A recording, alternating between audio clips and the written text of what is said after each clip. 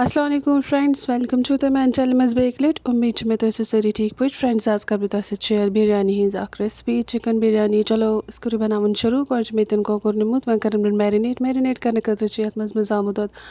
2-4 चमचे त्रमित वन त्रा बह मरचांगन त्रा बह 2 बड़ चमचे वन त्रा बह मज लिदर त्रा बह 2 चमचे बे त्रा बह मज सोबुत बदियान बे त्रा बह मज नील मरचांगन बे त्रा मज रुहन बे त्रा बह मज ल्यूम निम्बू जन बे हेकु तुम ऑयल त्रित अतन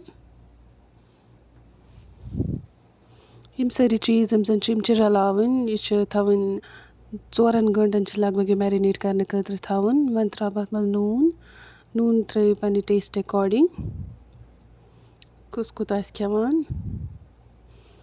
बे त्रो मज मे यह प्रान उस मे फ्राई कोरमुत वन रलाय मे यम सारी चीज़ वन त्रो पे ल्यूम तो थो मैरिनेट करने खतर लगभग 4 घंटन तुम हेकि ओवर नाइट तो मैरिनेट करित वन थो ढक्कन पे करन बंद।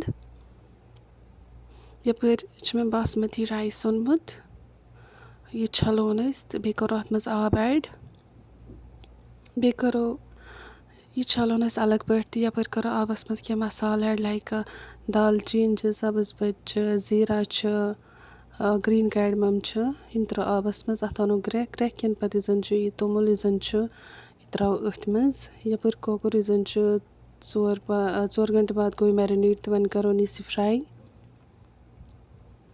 मस्टर्ड ऑयलस मज बह सारी चीज़ फ्राई करान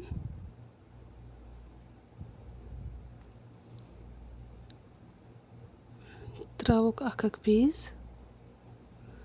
यपर जन आबस आयत ग्रेक मे मसाल ये मज कर ऐड आबस मज वन अत मज तोमुल त्रावन यिथ कन बत रानन तिथे कन रानन बासमती राइस असल गसान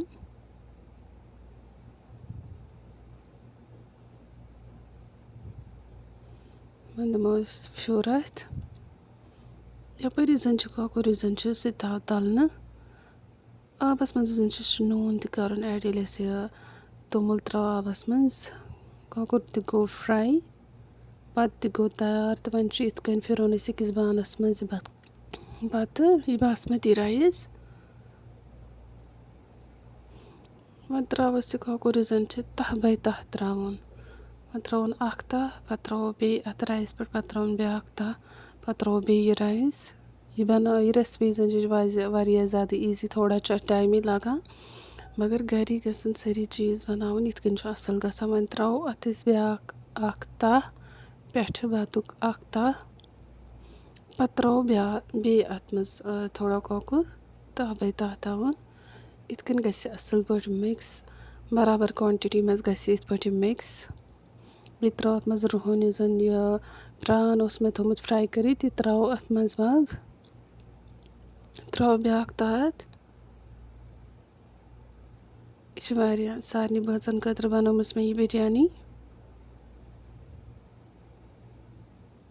अगर तुम सी रेसिपी अज पसंद आयो सन चैनल गो सब्सक्राइब बाकी अल्लाह हाफिज़।